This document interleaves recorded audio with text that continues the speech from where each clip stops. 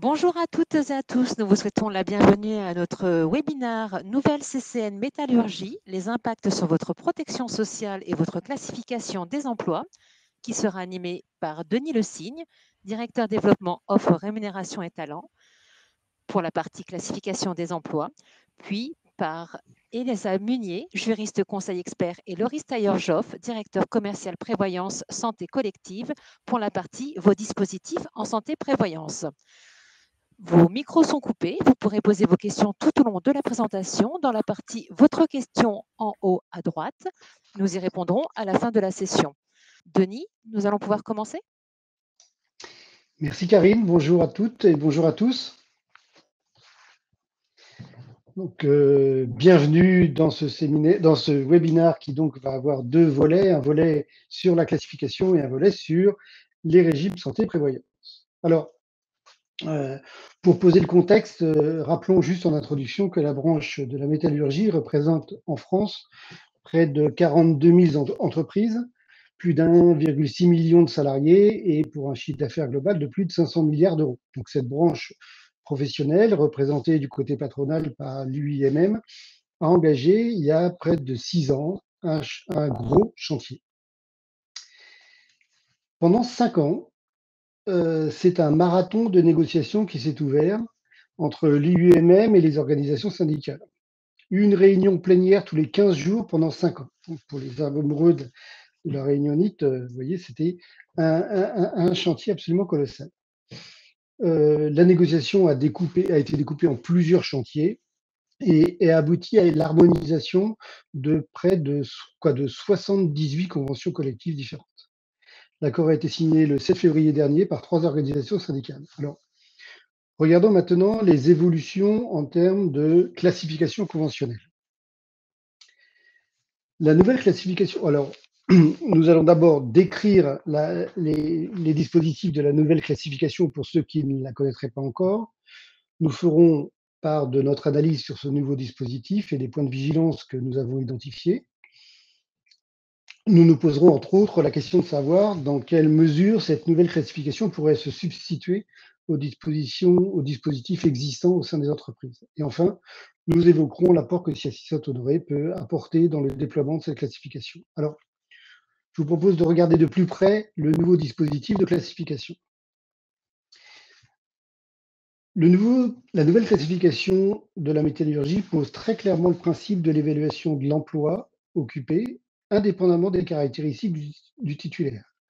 Alors, si cette approche peut apparaître pour beaucoup d'entre vous peu révolutionnaire, elle n'en est pas moins un vrai changement de paradigme parce que la classification antérieure intégrait l'âge, l'ancienneté, le diplôme, et pour beaucoup de salariés, le positionnement conventionnel était leur propre positionnement et constituait une sécurité, une sorte de palier atteint. Aussi, la perception individuelle de la classification n'est pas à négliger et nous reviendrons sur ce point particulier. L'approche retenue par les négociateurs est une approche par critères classants. Donc, l'emploi est évalué sur 10 critères. Alors, quels sont ces critères? Les critères valorisent les dimensions du travail. Ils sont communs à l'ensemble des emplois et indépendants les uns des autres.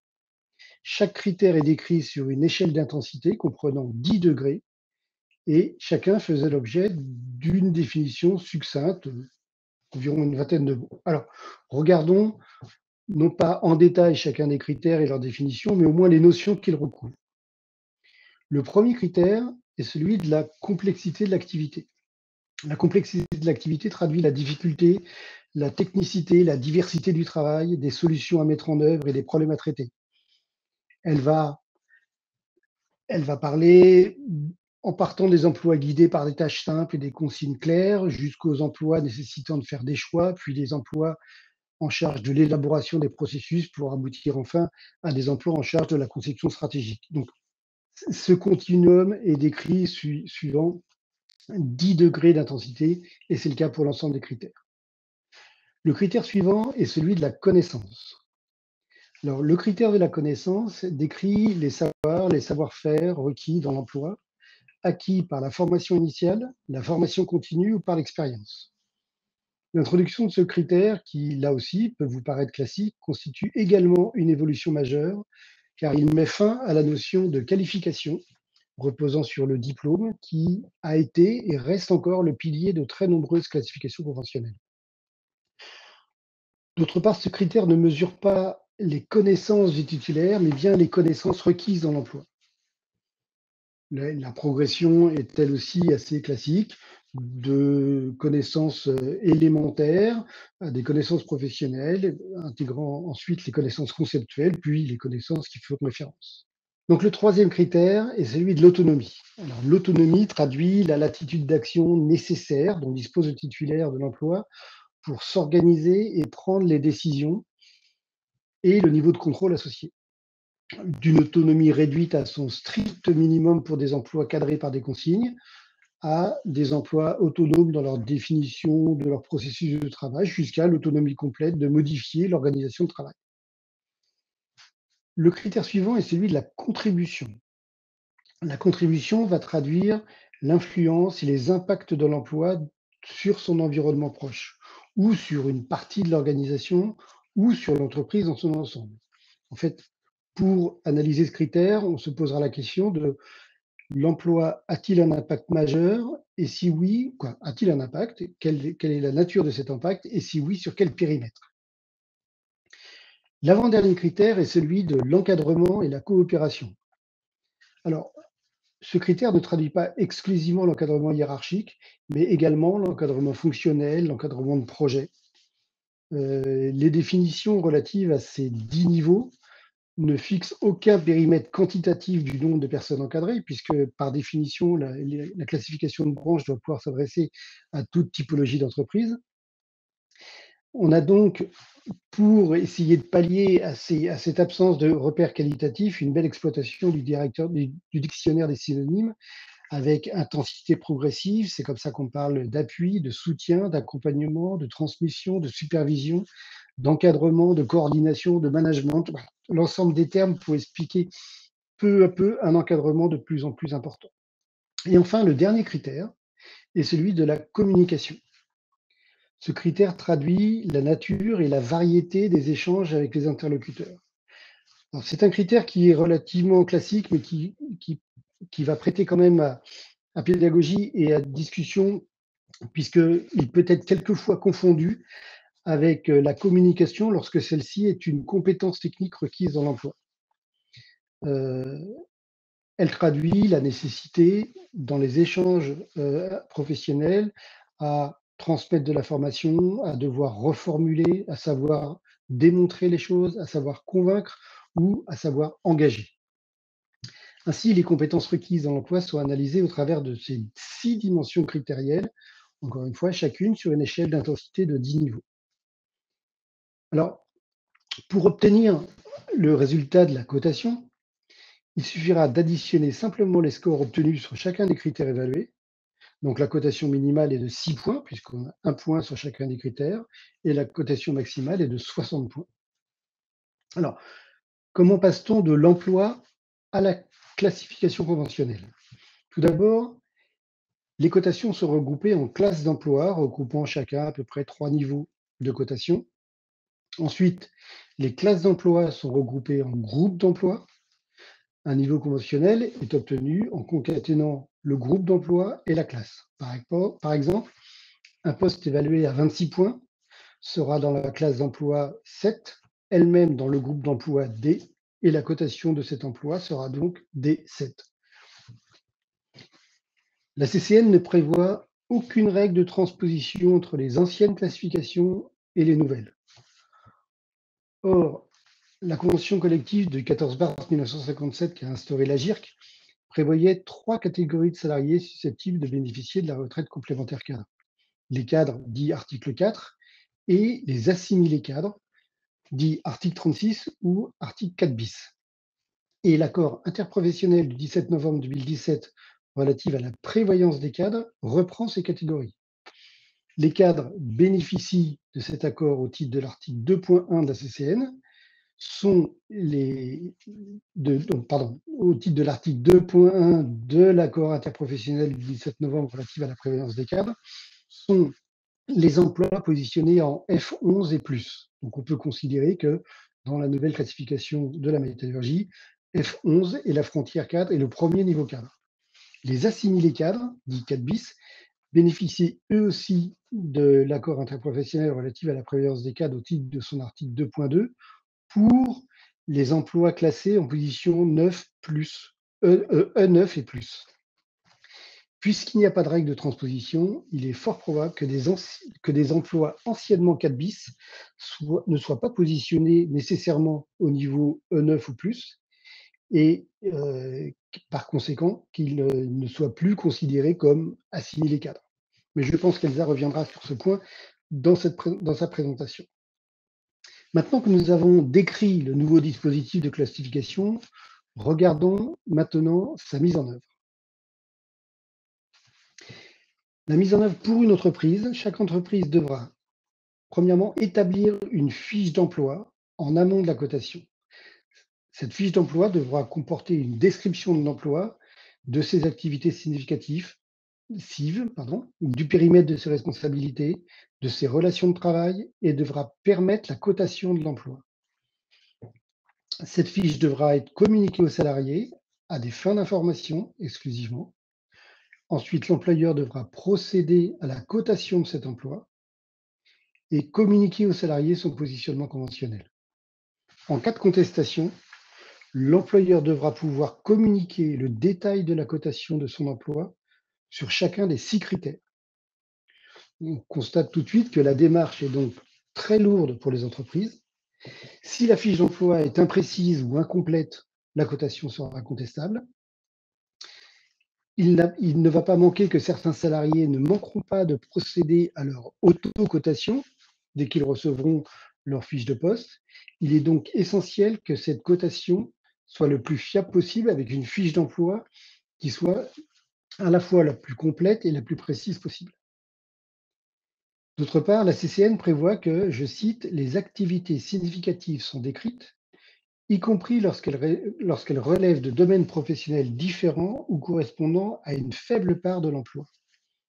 Ainsi, les activités ne représentant qu'une faible part de l'emploi devront être décrites dans la fiche d'emploi, sans pour autant qu'elles ne servent de référence à la cotation. Nous nous sommes penchés sur cette nouvelle classification et ses conséquences. Alors, quels sont les points clés de notre analyse? D'abord, 2 constats généraux. Tout d'abord, la CCN démontre vraiment une volonté claire d'une couverture exhaustive des emplois. Si on regarde les définitions des degrés d'intensité 9 et 10 sur chacun des critères, on voit qu'ils font très clairement référence à des exigences relevant de postes de cadre dirigeant. On parle d'impact sur l'ensemble de l'entreprise, de réflexion stratégique, etc. La nouvelle classification a donc exclu toute notion de positionnement hors classe. Et on verra les conséquences de ce choix. Le deuxième constat, c'est la classification a maintenu une frontière cadre-non cadre, mais ne fait plus du tout référence aux filières ouvriers, agents de maîtrise, administratifs, techniciens, employés. On peut se poser la question de se dire, ok, c'est peut-être un détail, mais c'est pas pour tout de suite parce que l'application est 2024, mais quid de la possibilité d'utiliser les catégories socio-professionnelles dans l'établissement, par exemple, de l'index égalité homme-femme, puisque la convention collective ne fait plus du tout référence à ces catégories socio-professionnelles. D'autre part, on constate que la grille conventionnelle n'est pas une grille homogène. Si on observe les 9 groupes d'emplois, on constate que les groupes G à I, c'est-à-dire les classifications de G13 à I18, regroupent des emplois très hétérogènes. Sur ces niveaux, la classification peut être qualifiée de classification en bande large. Ainsi, dans un groupe, un manager pourrait être classé au même niveau conventionnel que certains de ses collaborateurs. En revanche, pour les emplois A à C, pour les groupes d'emplois A à C, la classification est plutôt une classification en bande étroite. La conséquence, c'est qu'il pourrait être difficile de justifier un écart de positionnement entre un emploi classé en B4 et un emploi classé en C5. Si je fais juste une petite comparaison pour ceux qui ont une certaine connaissance des méthodologies d'évaluation, si vous prenez la méthodologie du groupe Mercer, il y a à peu près 8 positions de classe pour positionner les emplois non cadres. Et il y a, dans le cas d'une entreprise, on va prendre un groupe industriel international de la métallurgie, euh, il y aura dans la classification Mercer plus de 24 classes pour positionner les emplois cadres. Là où il n'y en a que 8 dans la classification UMM. Si on prend les grades E, on a à peu près 7 grades E permettant de positionner des emplois non cadres et plus de 16, entre 16 et 20 grades E pour positionner des emplois cadres. Dans notre propre méthodologie Clarity, on va avoir plus de 14 grades CSI permettant de positionner les emplois cadres, contre 8 sur la classification IUML. Donc on voit que on a une classification qui est beaucoup en bande plus large sur les niveaux élevés et en bande étroite sur les niveaux non cadres. Alors peut-être un tout petit aparté technique, et je le fermerai rapidement. Ce constat de la grille non homogène ne résulte pas de définition, mais s'explique simplement par le fait que les échelles de chacun des critères sont en progression linéaire, alors qu'une échelle de responsabilité est structurellement en progression géométrique. Fin de la partie technique, je m'arrête là. Mais pour beaucoup d'entreprises, la question qui se pose, c'est: est-ce que ce nouveau dispositif de classification peut-il se substituer aux classifications internes existantes dans mon entreprise? Puisque l'application de la convention collective est obligatoire, est-il encore nécessaire de maintenir un système de classification interne qui, entre autres choses, servait de support aux études de rémunération? Alors, regardons cela de plus près. Pour les emplois de cadre confirmés à cadre dirigeant, la nouvelle classification ne pourra pas remplacer les classifications internes. Pourquoi? Tout d'abord parce que les classes d'emploi ne sont pas assez discriminantes, comme on vient de le voir, pour décrire des parcours professionnels et des évolutions et des segmentations entre les postes cadres et cadres dirigeants. Ensuite, parce que les comparaisons interentreprises ne seront pas valides. Dans une ETI du secteur de la métallurgie, l'équipe dirigeante, au regard des définitions des critères, sera positionnée dans les classes d'emploi, dans la classe d'emploi I, sur les niveaux I17, I18. Incontestablement, ils engagent les décisions et la pérennité de l'organisation, qui est le critère 10 de la contribution, où ils sont en charge de la coordination de la totalité de l'organisation, qui est le degré 10 de l'encadrement coopération. Et ce positionnement sera identique pour des dirigeants d'une grande entreprise internationale du secteur. Donc, l'équipe dirigeante de l'ETI du secteur de la métallurgie sera positionnée probablement au même niveau que l'équipe dirigeante d'une grande entreprise internationale du secteur. C'est en ça que les comparaisons inter-entreprises ne seront pas valides sur ces niveaux de responsabilité. Il sera donc nécessaire de maintenir des outils permettant des comparaisons externes fiables. En revanche, pour les emplois, pour les autres emplois, et en particulier pour les emplois non cadres et probablement pour le premier niveau cadre, la nouvelle classification IMM pourra se substituer aux classifications internes et il est probable que les enquêtes de rémunération basées sur la classification conventionnelle seront tout à fait fiables. Regardons pour conclure cette première partie l'apport que SIACIP Saint-Honoré peut vous apporter dans la mise en œuvre de la classification de votre organisation. Alors, comment peut-on vous assister? Tout d'abord, premier rappel, la mise en œuvre. Alors, Elsa et Loris vous rappelleront qu'il y a d'autres échéances, mais la mise en œuvre pour la classification doit être finalisée au 1er janvier 2024. Même si ça peut paraître lointain, vu le chantier à conduire, c'est demain matin. Donc, le premier point, et pas le moindre, c'est l'élaboration d'une communication adaptée. Encore une fois, ne négligeons pas l'évolution conceptuelle que représente l'évaluation de l'emploi pour de nombreux collaborateurs. Du point de vue technique, nous pouvons vous assister sur deux aspects. Premièrement, l'assistance à la description des emplois. Les fiches d'emploi seront le support de la cotation de l'emploi. Il faut donc s'assurer à la fois de leur complétude. Est-ce que j'ai l'ensemble des informations qui me permettraient de porter un jugement sur l'ensemble des critères et leur capacité à être un support fiable à la cotation. Il est absolument essentiel que les rédacteurs des fiches d'emploi aient un regard évaluateur. Deuxièmement, L'assistance à la sécurisation des cotations. Parce que si la CCN précise que chacun des critères classants est évalué indépendamment des autres, soit l'intention est louable, mais tous les évaluateurs savent très bien que lorsqu'on fait un choix sur un critère, on conditionne peu ou prou le choix qu'on fait sur les autres critères. Par exemple, considérer qu'un emploi ne requiert que des connaissances professionnelles essentiellement pratiques, qui est le degré 3 de la connaissance, ne permet pas de considérer que l'emploi engage la performance d'un service ou d'un département, qui est le niveau 6 de la contribution. Si je n'ai que des connaissances essentiellement pratiques, il est fort probable que mon emploi engage la performance d'un service.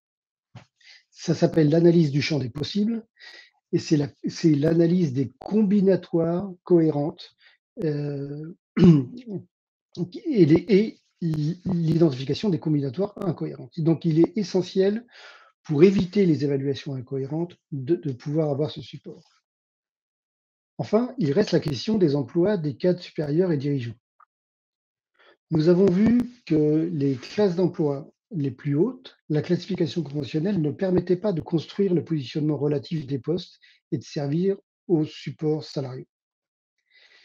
Sur cette population, le déploiement d'une approche d'évaluation de poste sur des niveaux de responsabilité sera un élément de réponse. Notre méthodologie Clarity est une méthodologie d'évaluation qui a été élaborée par l'équipe conseil RH de Siassi Saint-Honoré, qui a vocation à être d'abord une volonté d'une simplification de la démarche, puisqu'elle repose sur 3 critères plus un ajustement. Pour être cohérente avec les nouvelles organisations, elle intègre les spécificités opérationnelles de l'organisation et fournit les résultats dans l'échelle de votre choix, c'est-à-dire avec des correspondances sur toutes les autres méthodologies pour ne pas vous brider dans le choix de votre fournisseur d'enquête. Bon. Pour conclure ce point sur la classification, on pourra dire que la nouvelle classification UMM constitue incontestablement une évolution majeure. Elle ouvre un chantier très important pour les entreprises du secteur et ce chantier devra nécessairement être anticipé. Je vous remercie et je laisse désormais la parole à mes collègues Elsa et Loris qui vont aborder le sujet des impacts de la nouvelle convention collective sur vos régimes de protection sociale complémentaires.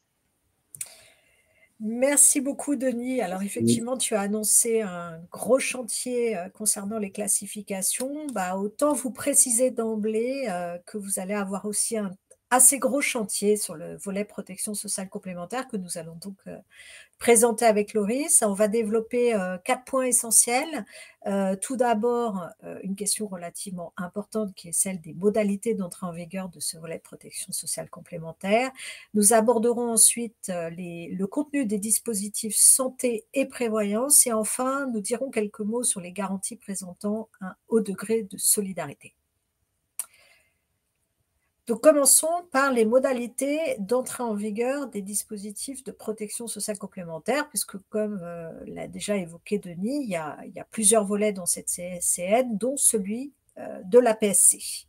Alors, Denis l'a dit, la CCN prévoit une entrée en vigueur au 1er janvier 2024, sauf clause spécifique. Et il se trouve que, bien évidemment, la protection sociale complémentaire a eu le bonheur d'avoir une clause spécifique. Les partenaires sociaux ont en effet prévu que le volet protection sociale complémentaire entrerait en vigueur, je cite, le premier jour du mois qui suit la date de publication au journal officiel de l'arrêté d'extension et au plus tôt le 1er janvier 2023. Alors, derrière cette rédaction un petit peu complexe et pas forcément très compréhensible, en fait, la situation est relativement simple. Si l'arrêté d'extension est publié avant le 1er janvier 2023, le volet protection sociale complémentaire entrera en vigueur le 1er janvier 2023. À l'inverse, si l'arrêté d'extension est publié au JO après le 1er janvier 2023, dans ces cas-là, le volet protection sociale complémentaire entrera en vigueur le premier jour du mois qui suit cette publication. Alors, la manière la plus simple de vous expliquer ce qui va se passer, c'est de vous donner un exemple. Si la publication au JO intervient le 25 mars 2023, l'entrée en vigueur sera le 1er avril 2023. Donc, toutes les infos que nous pouvons détenir laissent penser que la publication de l'arrêté d'extension interviendra avant le 1er janvier 2023. Donc, il y a fort à parier que ce volet de la CCN relatif à la protection sociale complémentaire interviendra le 1er janvier 2023. Mais bon, c'est un sujet à suivre et qu'il faudra bien entendu surveiller dans les mois à venir. Donc voilà pour ce qui est des modalités d'entrée en vigueur. Alors bien entendu, cette entrée en vigueur entraîne des conséquences sur les dispositifs existants. Alors, quand on parle de dispositif, on parle de plusieurs choses. On parle d'une part de l'acte de droit du travail, c'est-à-dire de l'acte qui formalise l'engagement de l'employeur, et également du contrat d'assurance qui est la couverture assurantielle donc souscrite par vous, employeur, au bénéfice de vos salariés. Concernant d'abord les impacts de l'entrée en vigueur du volet PSC sur les actes de droit du travail, il faut distinguer selon la nature de cet acte. Si cet acte de formalisation est une décision unilatérale, j'ai coutume de dire que l'entrée en vigueur de la CCN écrase l'ADU, en ce sens que les obligations minimales de branche qui entrent en vigueur se substituent de manière automatique à l'engagement préalable de l'employeur qui était pris sous la forme d'une décision unilatérale. Donc, instantanément, les salariés pourront revendiquer l'application de la couverture minimale. Alors, ce qu'il faut bien retenir, au-delà de cet impact en droit du travail, c'est que l'entrée en vigueur de la CCN a un autre effet. Alors, je sais qu'il y a débat sur le marché et que tout le monde n'est pas d'accord, mais je vous donne la position SIACI. L'entrée en vigueur de la CCN a pour effet de remettre en cause de façon automatique les dispenses qui avaient été sollicitées par les salariés, dispense seulement sur le fondement de l'article 11 de la loi E20, c'est-à-dire la dispense ouverte aux salariés qui étaient présents avant la mise en place du régime par décision unilatérale. Donc l'entrée en vigueur, retenez ça, l'entrée en vigueur de la CCN entraîne une remise en cause de ces dispenses, et seulement de celles-ci, les autres dispenses de droit qu'on connaît de façon courante perdues. Si l'acte de droit du travail est un accord d'entreprise, les effets sont différents. Alors là, il faut distinguer différentes hypothèses. Si l'accord d'entreprise est en tout point moins favorable que l'accord de branche, il y a lieu de considérer que l'entrée en vigueur de la CCN entraîne pour l'employeur une obligation de mise en conformité immédiate avec les obligations minimales de la CCN. Au contraire, si l'accord d'entreprise est en tout point supérieur à ce qui est prévu par les obligations minimales de branche, on peut considérer que l'accord d'entreprise perdure, donc l'acte initial perdure, les salariés pouvant continuer à revendiquer cet accord d'entreprise. Bon, en général, ce n'est pas aussi binaire que ça. Les situations réelles qui vont se présenter, c'est qu'on a un accord d'entreprise qui est en partie moins favorable et en partie plus favorable. C'est là qu'est toute la difficulté. Dans ce cas de figure, il faut rappeler un principe essentiel, c'est que dans la hiérarchie des normes, l'accord de branche prime sur tous les actes de formalisation inférieurs et donc sur l'accord d'entreprise. Néanmoins, le Code du travail prévoit la possibilité pour un accord d'entreprise, antérieur ou postérieur, de primer sur l'accord de branche à la condition qu'il prévoit des garanties, je cite, au moins équivalentes. Alors, cette notion introduite dans le Code du travail, malheureusement, ne bénéficie ni de mode d'emploi, ni de jurisprudence à l'heure actuelle. Donc, c'est bien toute la complexité de savoir ce qu'il faut entendre par équivalence des garanties. Tout au plus, la Direction générale du travail nous a donné quelques pistes d'aiguillage dans un rapport en nous indiquant qu'il fallait procéder à une appréciation de l'équivalence des garanties de façon globale et non pas salarié par salarié. Au-delà de ces précisions, juridiquement, nous n'avons pas de mode d'emploi et surtout, la solution n'est peut-être pas juridique. On pourrait proposer une solution consistant à démontrer que la combinaison des garanties, des taux de cotisation et de la clé de répartition de financement est au moins dans l'accord d'entreprise équivalente à ce que prévoit l'accord de branche. Mais donc, difficile de dire comme ça quelle solution on peut vous proposer. En tout état de cause, juridiquement, une solution est vraiment sécurisée que si on respecte ligne à ligne les obligations minimales de branche. Donc voilà pour ce qui est des impacts sur les actes de droit du travail. Alors bien évidemment, cette CCN va impacter les actes de formalisation, on vient de le voir, mais aussi des impacts essentiel sur les contrats d'assurance qui avaient été souscrits antérieurement sur la base de garanties qui ne sont pas aujourd'hui forcément conformes avec les obligations minimales. Il va donc falloir, d'ici le 1er janvier 2023, renégocier ces contrats de façon à ce qu'ils soient mis en conformité avec les nouvelles obligations minimales de branche. Donc voilà pour les grandes étapes, les grands impacts de l'entrée en vigueur de cette CCN. Et on va rentrer maintenant dans le contenu du dispositif et je laisse la parole à Loris qui va vous détailler le dispositif santé. Merci Elsa. Donc on va aborder effectivement ce que prévoit la CCN en matière de contrat santé. Elle prévoit quoi? Elle prévoit assez simplement en fait de couvrir l'ensemble du personnel, l'ensemble des salariés à travers un contrat et des garanties à minima conventionnelles. Naturellement, donc l'ensemble des salariés doivent être couverts, mais si vous avez un dispositif qui prévoit effectivement des garanties, des taux de cotisation, des modalités de financement différenciés entre cadre non-cadre, maintenant article 2.1 et 2.2, ou bien des garanties, des taux de cotisation différenciés en fonction d'un seuil de rémunération. Donc ça, c'est les critères 1 et 2 réglementaires qu'on peut utiliser pour imposer finalement des dispositifs différenciés par salarié. Vous pouvez le conserver. La seule chose qu'il faut naturellement vérifier, c'est ce qu'on va voir un peu plus loin, c'est que vous respectiez bien les minima de garantie en santé prévus par la CCN et également les minima en termes de financement. Mais on peut toujours conserver un dispositif différencié cadre non cadre en matière de santé. Ce n'est pas parce que la convention collective dit que l'ensemble du personnel doit être couvert que pour autant on ne peut pas faire de distinction. Alors, la CCN prévoit également l'absence de conditions d'ancienneté. Ça, c'est plutôt quand même une bonne chose, parce que la position retenue, en tout cas, et la recommandation d'IO-CSI, c'est plutôt de ne pas recourir à ces conditions d'ancienneté en matière de garantie santé. On a vu récemment poindre quelques jurisprudences, quelques redressements URSSAF sur ce motif, en arguant du fait que ça remettait en cause finalement le caractère obligatoire du dispositif. Donc, ce qu'on préconise, il n'y a plus beaucoup de dispositifs santé qui prévoient des conditions d'ancienneté. Généralement, on est tout de suite éligible à la garantie. Mais s'il y en a, c'est une bonne occasion, une bonne opportunité pour supprimer ces conditions d'ancienneté. On sait que ça pose d'autres difficultés puisque la vocation de ces conditions d'ancienneté, c'était d'éviter pour des contrats de courte durée l'affiliation et la radiation, parfois dans le même mois, et donc des coûts administratifs supplémentaires. On va voir que les contrats de courte durée sont gérés un peu différemment par la convention collective. Celle-ci, d'ailleurs, laisse une totale liberté en matière de couverture des ayants droit. On peut les couvrir, on peut ne pas les couvrir, on peut les couvrir à titre facultatif au niveau de l'entreprise ou à titre obligatoire. Si c'est à titre obligatoire, on se rappelle qu'il faut naturellement le prévoir dans l'acte de mise en place. Et la CCN rajoute également une obligation de financement à hauteur de 50% de l'adhésion des ayants droit. Ça, c'est aussi un point à vérifier. Si votre dispositif prévoit finalement une obligation d'adhésion pour les ayants droit, un exemple, isoler famille avec une cotisation de l'employeur pour la famille, eh bien, il faut bien respecter ces 50% de couverture, enfin en tout cas de financement de l'employeur à l'adhésion des ayants droit.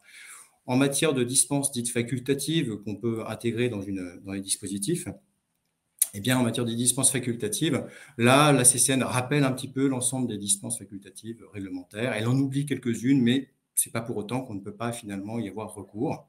Et enfin, un dernier point qui est un point important qui concerne le versement santé, le chèque santé.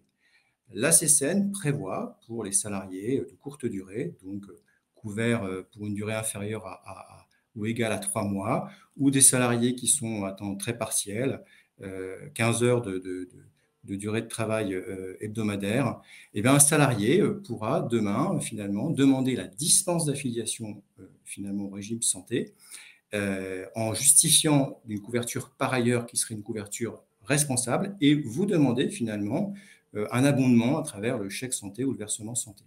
Donc ça, c'est une particularité qu'intègre la CCN qui va un peu plus loin ou différemment des dispositions réglementaires prévues pour justement ces contrats de courte durée, encore une fois, égal ou inférieur à 3 mois de couverture ou d'une durée de travail inférieure à 15 heures par semaine.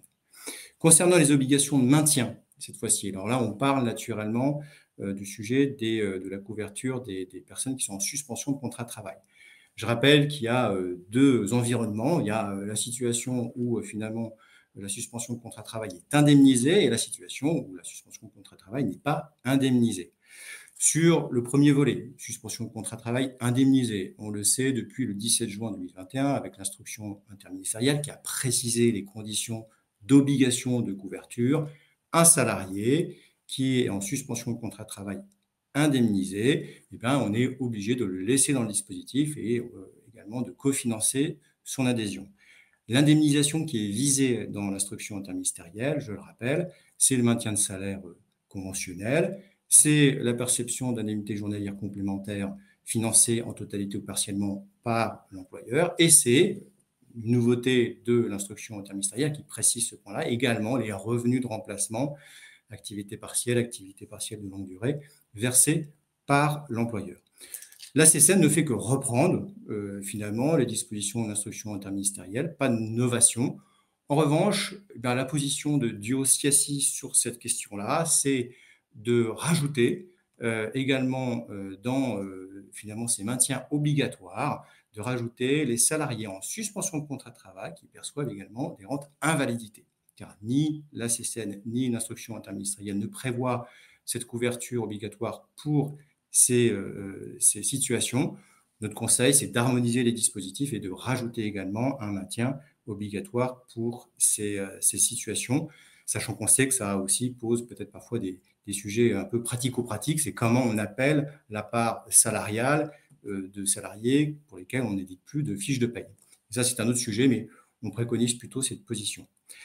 Concernant la suspension des contrats de travail non indemnisés, donc suspension, congé sabbatique, congé sans solde, congés parentaux, là, il y a des vraies particularités, un vrai apport finalement de la CCN, puisque dans cette situation-là, une personne qui serait donc en suspension de contrat de travail non indemnisé, eh bien, la CCN prévoit le maintien pendant le mois au cours duquel le salarié a vu son contrat de travail suspendu ou intervient ces suspensions, le mois en cours, mais également le mois civil suivant.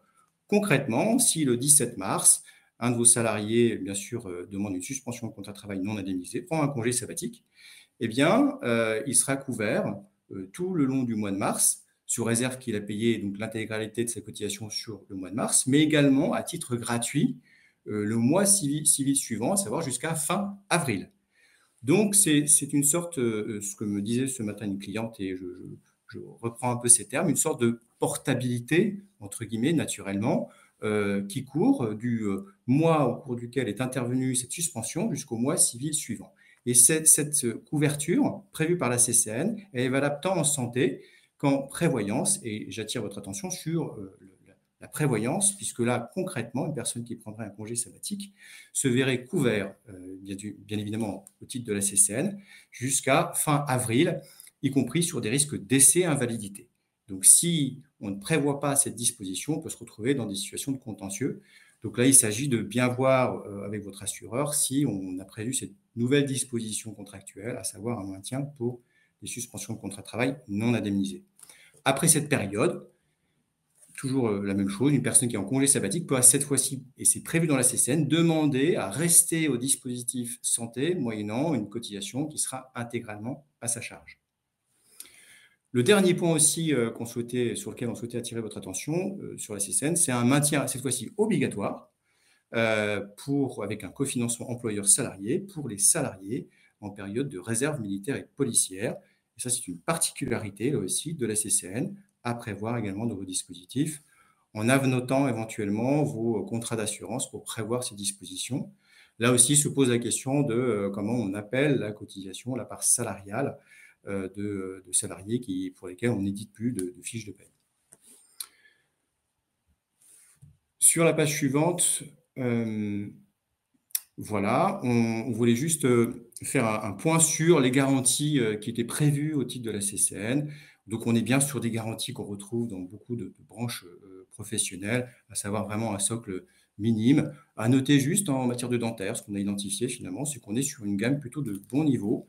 Et c'est également le cas en optique, notamment sur les montures et des verres simples, puisqu'on est sur un package qui couvre jusqu'à 250 € la monture et les verres simples. Donc, c'est des points particuliers qui ont attiré notre attention. Également, un effort en matière de médecine douce prévus par la branche professionnelle. En synthèse, donc on est sur un bon niveau de branche, mais quand on fait des comparaisons et qu'on fait un benchmark un petit peu de ce qu'on a finalement en termes de niveau de couverture auprès de nos clients, on est quand même sur un niveau bien inférieur à ce que vous proposez globalement à vos salariés. Je ne reviens pas sur la notion d'équivalence, principe d'équivalence. Juste rappeler que, bien sûr, il faut a priori plutôt être vigilant et faire du lignani en termes de garantie, mais qu'une interprétation plus globale par grand poste peut aussi s'entendre. Une illustration, si sur les lentilles, vous avez prévu finalement un remboursement légèrement inférieur que ce qui est prévu par la convention collective, mais qu'en contrepartie, vous avez prévu des garanties comme la myopie laser ou des garanties plus généreuses en matière de verre et de monture, eh bien, on peut parfois marginalement entendre que globalement, sur le poste optique, vous offrez de bien meilleures garanties que ce que prévoit la branche professionnelle. J'en ai terminé pour la partie santé. Je vais laisser la parole à Elsa sur le volet prévoyance. Merci Loris. Bon, attaquons le dispositif prévoyance. Là, je vais attaquer une partie qui est relativement complexe, qui fait appel à beaucoup de paramètres, qui va nécessiter que vous vous accrochiez un peu, et d'ailleurs moi aussi. Donc, je vais essayer de ne pas vous perdre et de ne pas me perdre moi-même. Loris l'a dit, concernant le dispositif santé, les partenaires sociaux, comme c'est souvent le cas, on fait le choix de prévoir un régime harmonisé pour l'ensemble du personnel. Et comme c'est souvent le cas aussi, les partenaires sociaux, pour la prévoyance lourde, ont fait un choix différent, puisque ce dispositif est catégoriel. Alors, toute la difficulté de l'exercice, au-delà du caractère catégoriel de ce dispositif, c'est que son entrée en vigueur va venir intégrer différents paramètres qui ne se synchronisent pas très franchement de façon simple, en tout cas de façon naturelle. Alors, je vais vous détailler ces 4 paramètres et on va essayer ensemble ensuite de trouver des solutions. Premier paramètre, donc je viens de le dire, c'est que le régime de prévoyance prévu par la branche est catégoriel, puisqu'il est prévu un dispositif différent, c'est-à-dire des catégories différentes, des cotisations différentes et des clés de répartition du financement différentes pour, d'une part, les cadres, c'est-à-dire très précisément les salariés relevant des articles 2.1 et 2.2 de l'ANI 2017, et un autre dispositif, donc différent, pour les salariés ne relevant pas des articles 2.1 et 2.2 de l'ANI 2017, et ce qu'on peut donc nommer, pour résumer, les non-cadres. Bon, donc jusque-là, pas tellement de difficultés, si ce n'est qu'il y a un deuxième paramètre qu'il faut prendre en compte, c'est que la CCN, et Denis l'a dit précédemment, prévoit une nouvelle classification qui entrera en vigueur le 1er janvier 2024. Or, aujourd'hui, les salariés qui relèvent des articles 2.1 et 2.2 sont les salariés qui en relèvent au regard des classifications actuelles. Or, comme ces classifications vont changer au 1er janvier 2024, du fait de l'entrée en vigueur de la nouvelle classification de la métallurgie, vous avez des salariés qui aujourd'hui appartiennent à l'article 2.2 qui sont susceptibles d'en sortir. Donc, deuxième paramètre à prendre en compte, pendant une année, tout va bien. À partir du 1er janvier 2024, il va falloir surveiller qui rentre, qui sort. Troisième paramètre qu'il faut prendre en compte, c'est que l'entrée en vigueur de cette CCN et donc son volet prévoyance qui prévoit un régime catégoriel pour les cadres de 1, 2, 2 et pour les non-cadres, salariés ne relevant pas de l'article 2, 1, 2, 2, vient se catapulter avec des dispositifs déjà existants. Et rien ne permet d'affirmer, c'est souvent le contraire, que dans vos entreprises, vous avez déjà des catégories de 1, 2, 2. Vous avez sans doute d'autres catégories. Quatrième paramètre à prendre en compte, et qui lui est encore temporel, c'est que vous aviez sans doute dans vos entreprises des catégories définies par d'anciens critères type CCN 247 et pour lesquels vous bénéficiez aujourd'hui d'une période transitoire pour mettre en conformité vos catégories et qui expire en décembre 2024, encore une autre date. Et donc, toute la question est de savoir comment l'entrée en vigueur de cette CCN va impacter vos catégories existantes. Alors, tout ça paraît bien compliqué, il y a quand même des solutions et je vous propose de les aborder de façon synthétique, je m'en excuse, au travers de différentes hypothèses. La première hypothèse, commençons par la plus simple, comme ça, je suis à peu près sûre de ne pas vous avoir encore perdu. Prenons votre entreprise avait mis en place des catégories 2.1, 2.2 d'une part, et les salariés ne relevant pas de l'article 2.1, 2.2. Bon, sur cette situation, pas tellement de difficultés. Vous n'avez pas à vous mettre en conformité au niveau des catégories avec l'entrée en vigueur de la CCN, puisque vous avez déjà une catégorie qui est conforme. Simplement, n'oubliez pas qu'au 1er janvier 2024, date d'entrée en vigueur des nouvelles classifications telles que détaillées par Denis, il faudra bien vérifier que tel ou tel salarié qui était de 2 ne va pas sortir de ce groupe. Donc, il faudra bien remettre tout le monde dans la bonne case. Donc ça, c'est la solution assez simple. Vous pouvez aussi avoir déjà un dispositif existant où vous avez entendu garantir, d'une part, les salariés relevant des articles 4, 4 bis, et d'autre part, les salariés ne relevant pas des articles 4, 4 bis.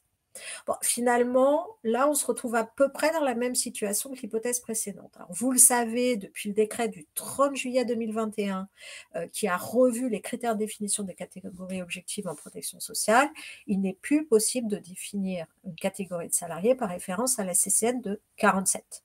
Néanmoins, et vous le savez aussi, les articles 2.1, 2.2 de la NI de 2017 sont des copier-coller des 4, 4 bis.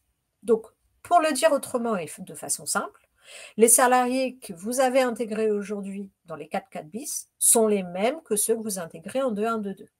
Donc, quand la CCN, pour son volet protection sociale, va entrer en vigueur, vous pouvez bien entendu avenanter votre dispositif actuel, modifier simplement de manière sémantique l'intitulé de votre catégorie. 4.4 bis devient 2.1, 2.2. À l'inverse, salarié ne relevant pas de 4.4 bis va devenir salarié ne relevant pas d'article 2.1, 2.2. Donc, ce changement n'entraîne aucune conséquence sur le périmètre des salariés concernés et vous profiterez de cet avenant pour bien évidemment vous mettre en conformité avec les nouvelles obligations minimales. Et comme dans l'hypothèse précédente, à l'issue de l'année 2023 et à l'entrée en vigueur des nouvelles classifications, vous veillerez bien à ce que les salariés sortent de façon correcte dans vos groupes garantis. Donc là, on a vu 2 hypothèses relativement simples. Autre hypothèse beaucoup moins simple, c'est celle de l'entreprise qui avait mis en place un dispositif 4 bis 36 et salariés ne relevant pas des articles 4 bis et 36. Donc là, c'est un vrai sujet puisque vous le savez, les articles 36 ne sont pas visés aujourd'hui comme étant une catégorie objective et par ailleurs, ils ne sont pas visés, les articles 36 ne sont pas assimilés au cadre dans le cadre de la CCN. Donc, pour cela, la difficulté, c'est que cette entreprise, vous, entreprise qui avez mis en place ce type de dispositif, vous bénéficiez en principe de la période transitoire jusqu'au 31 décembre 2024, ce qui vous laissait quand même relativement du temps pour négocier le sort de vos 36. L'entrée en vigueur de la CCN pour son volet protection sociale vient se catapulter avec cette période transitoire. Donc, sur le nom, la solution consiste dans la chose suivante. À l'entrée en vigueur du volet de protection sociale complémentaire, vous allez devoir avenanter votre dispositif pour vous mettre en conformité avec les nouvelles obligations CCN. À cette occasion, il est selon nous juridiquement possible de prévoir une prorogation de votre ancienne catégorie. Donc, vous allez pouvoir prévoir que l'ancienne catégorie 4.4 bis 36 est prolongée, tout du moins sur l'année 2023. Et donc, comme ça, vous êtes à l'abri au niveau du travail, puisque de toute façon, votre catégorie étant plus large que celle qui est prévue par la CCN, vous n'avez pas de risque de revendication salariale. Et par ailleurs, au niveau URSSAF, vous justifiez bien du maintien de la période transitoire. Donc ça marche sans problème sur l'année 2023. Restera bien sûr à traiter le sujet de ces 36, que vous n'allez pas pouvoir maintenir tel quel, en tout cas s'il ne se passe rien avec vos cadres. Tout prête à croire que la branche se prépare au cours de l'année 2023 à négocier un nouvel avenant pour intégrer les ex-36 avec les cadres pour les régimes de protection sociale. Et tout laisse à croire que cette même branche qui va pouvoir négocier un tel avenant obtiendra, en tout cas demandera à l'APEC cet agrément, ce qui permettra finalement de conserver une catégorie de protection sociale, article 2.1, 2.2, et salariés assimilés aux articles 2.1 et 2.2 pour le régime de protection sociale. Donc, on l'espère, le sujet devrait se régler de façon naturelle, en tout cas via les nouvelles négociations de la branche qui sont attendues. Voilà, j'espère que j'ai été relativement synthétique, c'est pas sûr, mais en tout cas pédagogique et que ça peut répondre à certaines de vos problématiques. Donc voilà pour ce qui est dans le régime de prévoyance complémentaire, le sujet sur les catégories bénéficiaires. Karine, tu peux passer. Merci Karine. Donc en prévoyance, comme en santé, et Loris l'a détaillé, l'employeur a l'obligation, lorsque le contrat de travail de ses salariés est suspendu et que cette suspension donne lieu à une indemnisation, doit maintenir le régime de prévoyance. Donc, je ne vais pas revenir en détail, comme l'a fait Loris, sur l'instruction interministérielle du 17 juin 2021, mais souvenez-vous que, comme en santé, l'employeur a l'obligation de maintenir le régime de prévoyance. Alors, petite spécificité qui est prévue par la CCN, c'est que l'instruction interministérielle, qui rappelle un principe déjà applicable depuis 2009, a précisé certaines choses, notamment sur l'assiette des cotisations et des prestations qui s'appliquent en cas de suspension du contrat de travail indemnisé. Et l'instruction interministérielle de juin dernier permet à l'employeur de prévoir des assiettes de cotisations et de prestations spécifiques. Et c'est exactement le choix qu'ont fait les partenaires sociaux dans le cadre de cette CCN. Ils ont prévu que pour les cas de suspension indemnisée non liés à l'état de santé, donc là je m'explique, en pratique, il s'agit de l'activité partielle, de longue durée, ainsi que des congés de mobilité ou encore des congés de remplacement. Pour ces cas de suspension spécifiques, qui ne sont donc pas des arrêts maladie, les partenaires sociaux ont prévu pour le risque incapacité, pour le financement du risque incapacité, une assiette assise donc sur les revenus de remplacement bruts versés aux salariés, et pour le financement des risques invalidité décès, une autre assiette qui est la rémunération des 12 mois précédant la suspension. Donc, cette spécificité CCN ne pose juridiquement aucun problème. En revanche, en pratique, cela peut poser des difficultés dans le cadre de la gestion avec vos logiciels de paye.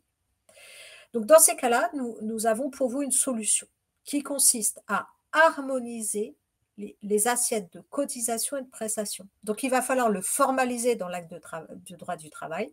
Il faudra aussi le formaliser dans le contrat d'assurance, mais néanmoins, la solution consiste donc à harmoniser pour tous les cas de suspension de contrat de travail indemnisé liés à l'état de santé ou non. Et pour tous les risques financiers, vous pouvez prévoir que l'assiette des cotisations et des prestations est la rémunération des 12 mois qui précèdent la suspension du contrat de travail.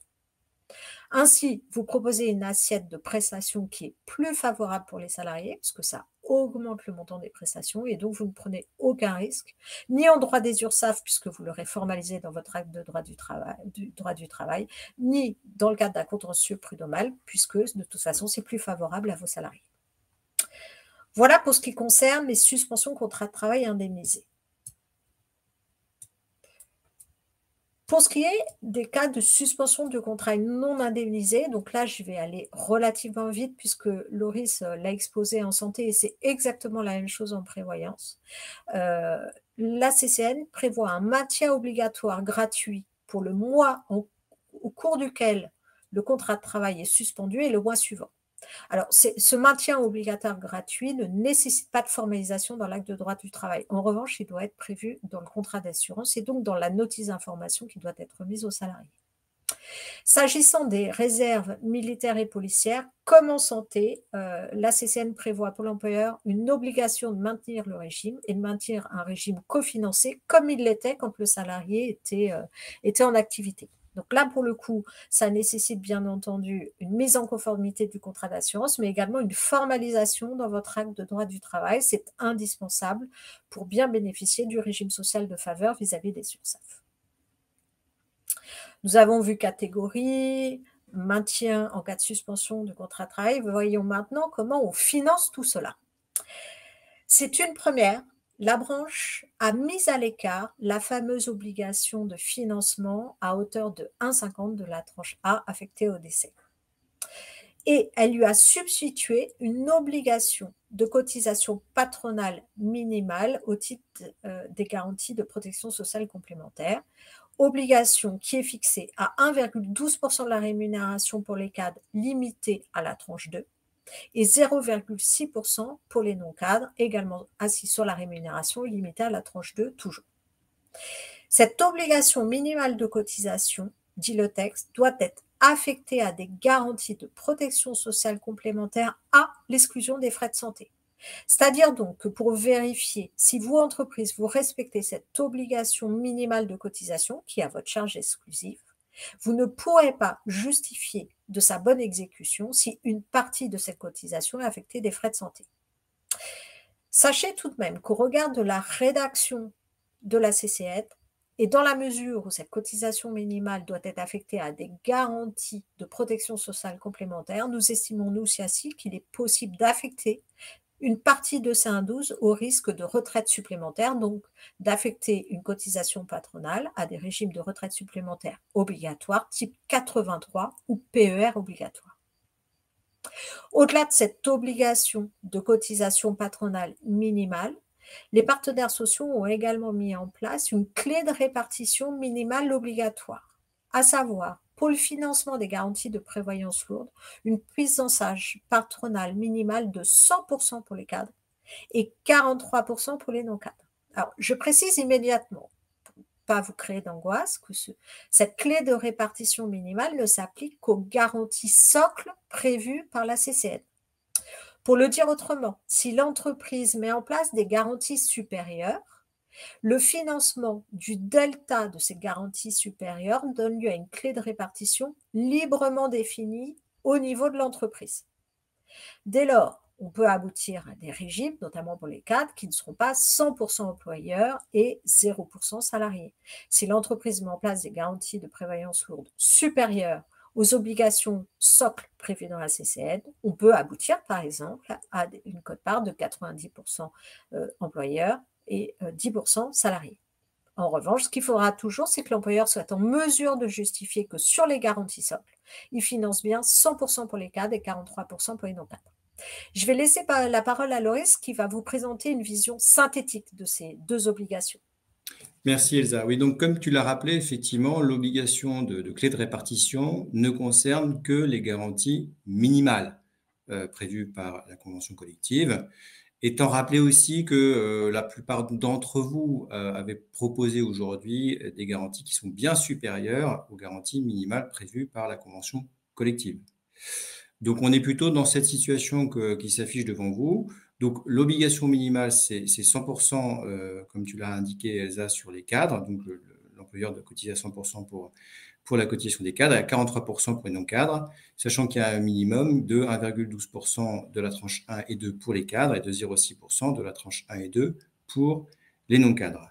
Les garanties additionnelles supplémentaires, au-delà finalement des garanties socles, ces garanties font l'objet d'un cofinancement librement défini à travers les actes de mise en place et donc ne s'impose pas à ces garanties supplémentaires la clé de répartition définie pour les garanties socles. Et comme tu l'as indiqué, donc, Elsa, une bonne manière de vérifier concrètement si je respecte bien les minima de financement en tant qu'employeur, c'est d'isoler finalement dans mon dispositif la cotisation qui finance les garanties socles. Donc, demander à un actuaire d'isoler ce taux de cotisation qui finance dans mes garanties uniquement le socle. Et une fois que j'ai isolé ce taux de cotisation, je vérifie que j'ai bien, à travers ce taux de cotisation, un financement qui correspond à 100% en tant qu'employeur pour les cadres et à 43% pour les non-cadres. Donc, il y aura un exercice, en fait, assez simple, entre guillemets, à réaliser, c'est isoler le taux de cotisation qui finance la garantie socle dans mon dispositif et sortir cette cotisation et vérifier que je suis bien dans les clous de mes obligations conventionnelles en matière de financement de l'employeur. Nous allons, je crois, maintenant aborder les garanties prévoyance en commençant par l'incapacité. On verra ensuite l'invalidité et le décès. Concernant les garanties incapacité, on est sur des garanties assez classiques prévues par des régimes de branche. On est déjà en termes de franchise en relais et en complément et relais des maintiens de salaire conventionnels qui ont été aussi redéfinis à travers la CCN. On est sur un taux de couverture de 75% de la rémunération brute des 12 derniers mois, avec une particularité pour les cadres, qui est une première période de 180 jours où la couverture est majorée puisqu'elle couvre 100% de la rémunération brute pour les cadres pour ces 180 premiers jours. On a ensuite, diaporama suivant, une chronologie juste pour illustrer un petit peu le niveau de couverture à la fois des cadres et des non-cadres. Pour les cadres, eh bien, vous avez finalement deux grandes périodes qui se dessinent. Je mets de côté les cadres qui ont moins d'1 an d'ancienneté, qui, eux, sont couverts au bout d'une franchise de 90 jours. Mais globalement, vous avez une première période pour les cadres, du 1er au 180e jour, d'une couverture à 100%, soit à travers le maintien de salaire conventionnel, soit à travers justement la mise en place d'un contrat prévoyance qui prévoit, en complément de ce maintien conventionnel, une couverture à 100%. Et ensuite, une seconde période avec une couverture, cette fois-ci à hauteur de 75%, donc prévue dans la nouvelle CCN au titre de la prévoyance, qui va jusqu'à l'invalidité ou l'expiration des droits IGSS. Pour les non-cadres, la chronologie est différente, puisque là, on est uniquement en relais, à savoir qu'on a bien une période finalement qui évolue en fonction de l'ancienneté à 100% au titre du maintien de salaire, donc obligation de l'employeur, et vient en relais le dispositif prévoyance avec un niveau de couverture à 75% de la rémunération brute des 12 derniers mois. Au terme de l'incapacité, généralement, vous avez la couverture invalidité que va vous présenter Elsa.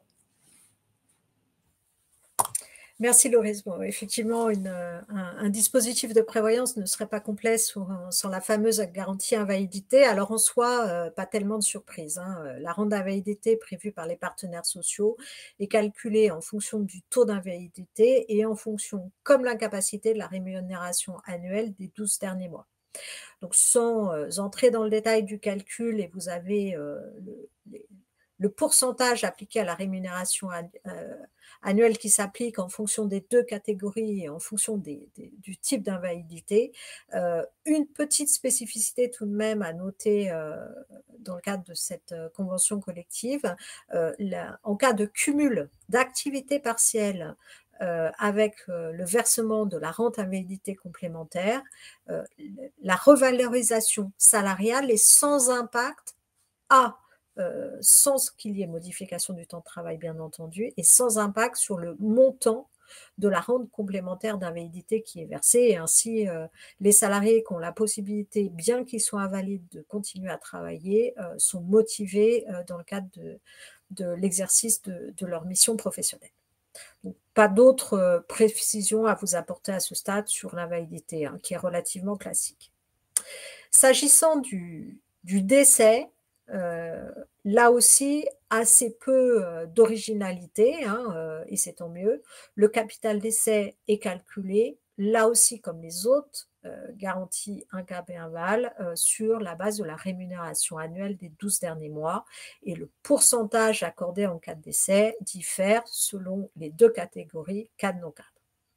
Une spécificité aussi quand même à signaler ici, c'est que les partenaires sociaux ont pris soin de définir eux-mêmes une clause de désignation des bénéficiaires en l'absence de désignation expresse.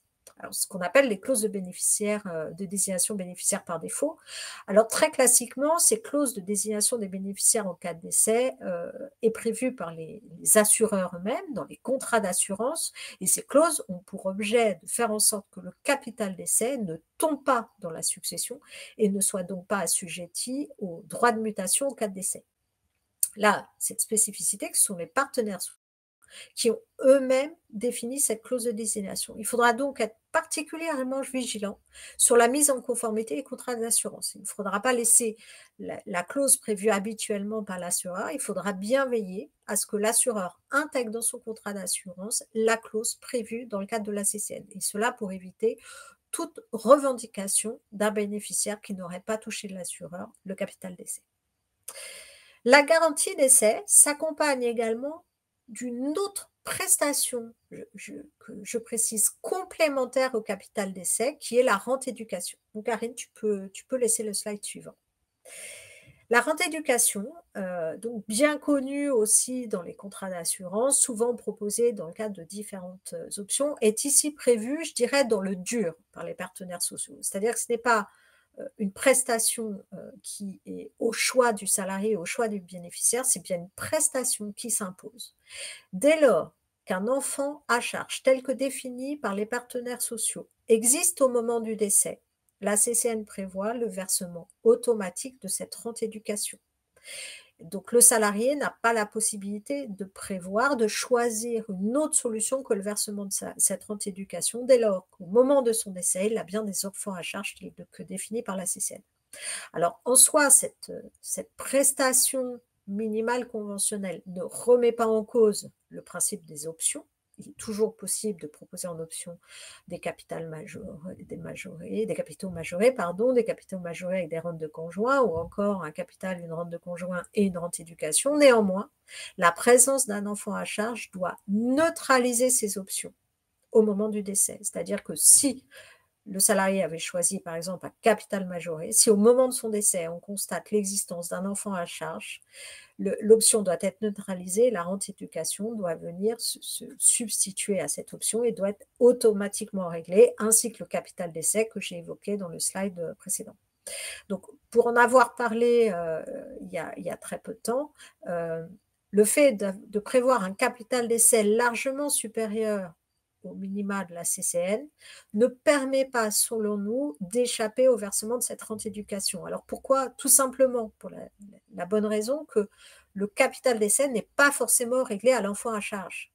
Et donc, si l'enfant à charge ne bénéficie pas de sa rente éducation, l'argument consistant à dire que le capital d'essai majoré était prévu et qu'il était bien supérieur à la CCN ne permet pas de remplir de ses droits l'enfant à charge. Et donc, il faut, à notre sens, bien prévoir de façon automatique le versement de cette rente éducation. Donc voilà pour tout ce qui est du dispositif de protection sociale au niveau de prévoyance lourde. Je laisse la parole maintenant à Loris sur les garanties présentant un haut degré de solidarité. Oui, merci Elsa. Donc c'est la partie où on aura paradoxalement moins de choses à dire. On est un peu démunis, un peu désœuvrés. On va vous expliquer de quoi il s'agit déjà. Donc le degré élevé de solidarité au degré de solidarité. Il s'agit d'un dispositif prévu par beaucoup de branches professionnelles et la CCN de la métallurgie a souhaité également reprendre à son compte ce type de dispositif, d'un fonds de solidarité, un fonds social qui a pour but de soutenir les salariés à travers des prestations dites non contributives, soit par exemple en prenant à sa charge une partie des cotisations payées par certains salariés, soit en financement des politiques de prévention également au niveau des entreprises ou de la branche, soit en créant un fonds d'action sociale pour soutenir effectivement certains salariés. Alors, la CCN, en fait, fait référence, pour détailler ces prestations dites non contributives, à une annexe, l'annexe 9.2, qui n'a pas encore été établie, qui n'a pas encore été rédigée. Raison pour laquelle aujourd'hui, on n'a pas beaucoup d'éléments à partager avec vous, si ce n'est quand même que la CCN édicte le fait que cette disposition a un caractère impératif et que son financement doit être basé sur 2% de la cotisation hors taxe, 2% qui serait prélevé sur les cotisations à la fois salariés et employeurs que vous versez finalement à un assureur et qui viendrait abonder dans ce fonds de solidarité. L'assiette de ces cotisations, il semblerait que l'assiette de cette cotisation soit à la fois les cotisations versées au titre du régime santé, mais également les cotisations versées au titre du régime prévoyance. Donc sur ce sujet-là, on aura probablement plus d'informations à partager lorsque l'annexe prévue pour détailler les prestations et garanties dites non contributives sera rédigée et établie.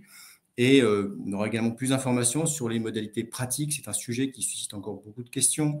Suis-je concerné en tant qu'entreprise, même si je n'adhère pas ou je n'ai pas souscrit auprès d'un assureur qui finalement ne propose pas finalement la gestion de ce fonds-là. Donc beaucoup de questions aujourd'hui qui restent en suspens. On a les grands principes tout de même, hein, encore une fois, le niveau d'abondement qui est 2% des cotisations, les contrats qui seraient concernés, santé et prévoyance. Mais c'est un sujet qui demande encore d'être un peu étayé par la branche professionnelle.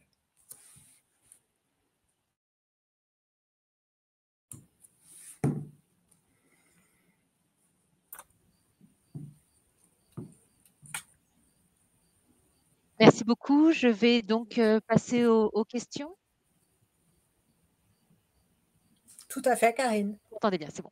Alors, en prévoyance, selon vous, pour la cotisation cadre, si les garanties sont supérieures au socle minimal et que la cotisation est supérieure à 1,12% et 1,5%, l'employeur est-il tenu d'appliquer l'obligation des 1,5% ou peut-il appliquer la cotisation à 1,12%?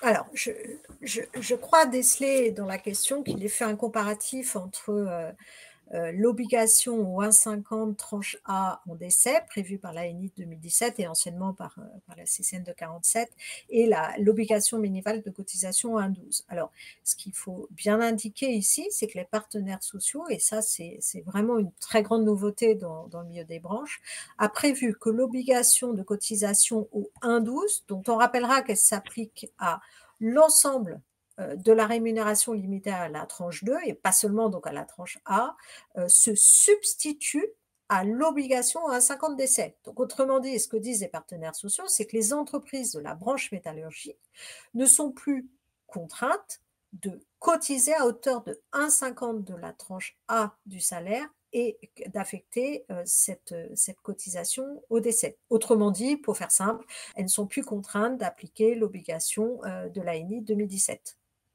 Donc voilà pour replacer un petit peu le sujet. Pour ce qui est des entreprises qui souhaiteraient maintenir le 1,50 décès, évidemment que le 1,12, dès lors au moins 0,74% de la tranche A, donc prise sur cette assiette de 1,12 qui est beaucoup plus large que le 1,50, est affectée à des garanties décès, indirectement, vous, employeur, vous pouvez justifier que vous remplissez votre obligation à 1,50. Mais sachez en tout cas que la volonté des partenaires sociaux, c'est de substituer l'obligation de cotisation à 1,12 au fameux 1,50 de l'ANI 2017. Merci Elsa. Dans le cadre de la classification des emplois, que se passe-t-il si l'entreprise utilise une méthode de valorisation par points? Entre parenthèses, hey. Alors, si l'entreprise utilise une méthodologie de classification par points, la méthode Mercer, la méthode Clarity ou autre, elle peut continuer à le faire. Elle aura quand même l'obligation de mettre en œuvre la méthodologie, la classification la nouvelle classification conventionnelle. Donc, elle devra faire cohabiter, ou du moins, elle devra également coter les emplois suivant la nouvelle classification conventionnelle. C'est en ce sens que, de notre point de vue, sur la partie non-cadre, la classification qu'elle aurait conduite avec un cabinet externe ferait doublon, alors qu'elle ne ferait pas doublon pour les catégories dirigeants et cadres supérieurs, cadres confirmés et cadres dirigeants. Merci Denis. J'aurais une autre question. Concernant les classifications, si la classification est au poste et non plus individuelle, chaque salarié employé sur ce poste devra avoir la classification du poste, quel que soit son niveau sur le poste? Exactement. Il n'y a pas de... Si le niveau sur le poste, si deux salariés occupent le même poste, mais que l'employeur considère qu'ils ne l'occupent pas de la même manière, et qu'ils ne le décrivent pas de la même manière dans la fiche d'emploi. À ce moment-là, on peut considérer que ce n'est pas le même poste et il pourrait ne pas être classé au même niveau. Si deux salariés ont le même poste qui est décrit de la même manière, ils auront obligatoirement la même classification conventionnelle. Merci bien. Excusez-moi, je retrouve les questions.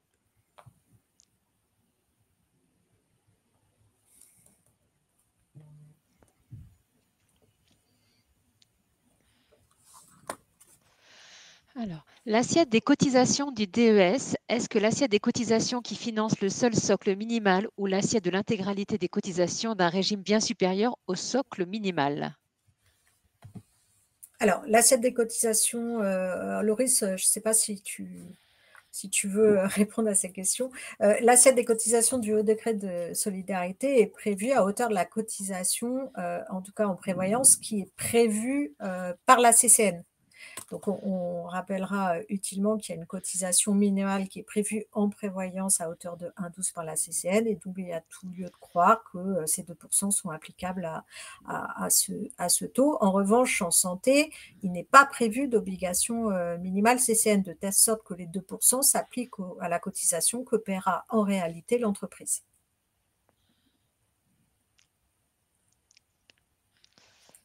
Ok, merci. Je regarde si j'ai d'autres questions.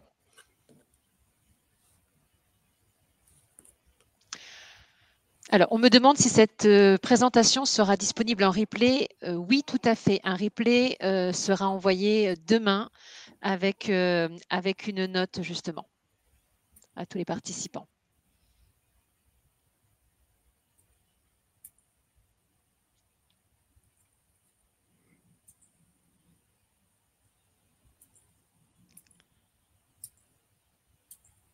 Alors, un instant. Il y a des questions qui arrivent. Excusez-moi, j'en ai pour une petite seconde.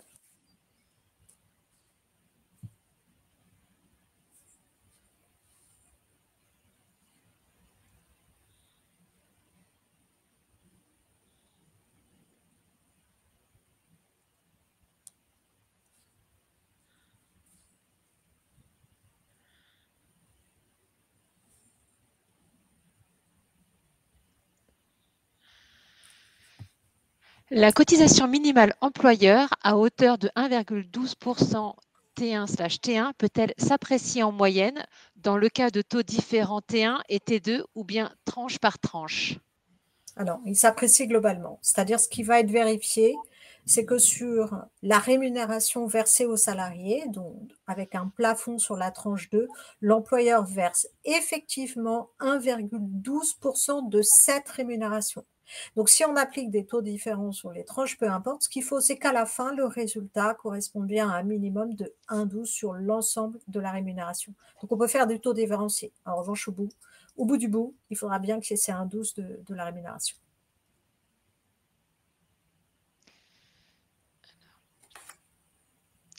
Alors, est-ce que nos interlocuteurs CIACI peuvent nous aider à faire la comparaison de nos régimes actuels avec la nouvelle CCN? Oui, bien évidemment, les interlocuteurs de Dio CIACI sont à votre disposition pour réaliser des comparatifs, tant sur les garanties que sur les clés de cofinancement, sur l'ensemble des dispositions particulières qui ont été édictées par la CCN, et vous aider finalement à sécuriser votre dispositif sur le plan juridique, en tenant compte également des enjeux à la fois de dialogue social, des enjeux financiers également, donc de chacune des entreprises. Mais c'est bien notre vocation de vous accompagner sur ces sujets-là de manière opérationnelle. Merci bien. Alors, y a-t-il d'autres questions? Donc, on me demande si, au-delà du replay, on a prévu d'envoyer le support. Je ne sais pas ce que vous en pensez. Oui, tout à fait. Oui, tout à fait. Aucun problème. Tout à fait. Oui, sûr. Le support sera adressé. Le support sera adressé ainsi qu'une note relative spécifiquement à la classification, au-delà du support. Merci bien. Mais écoutez, je ne sais pas si nous avons d'autres... je ne vois pas d'autres questions. Quoi qu'il arrive, si nous n'avons pas répondu à vos questions, nous le ferons par email. Et puis, voilà, je vous annonce donc à l'issue de ce webinaire, vous allez recevoir donc un message avec un lien pour répondre à une enquête satisfaction. Et puis, je vous mets aussi les coordonnées donc ici. Donc, pour nous contacter sur votre classification des emplois, vous pouvez contacter Denis Le Signe. Voici son email, denis.lesigne@s2hgroup.com, ou concernant votre partie, vos dispositifs en prévoyance, en santé et prévoyance, monsieur Loris Tailleur-Joff, donc loris.tailleur-joff@s2hgroup.com. Et si vous êtes un client Dio CIACI, pour toute question, nous vous invitons à contacter directement votre interlocuteur privilégié.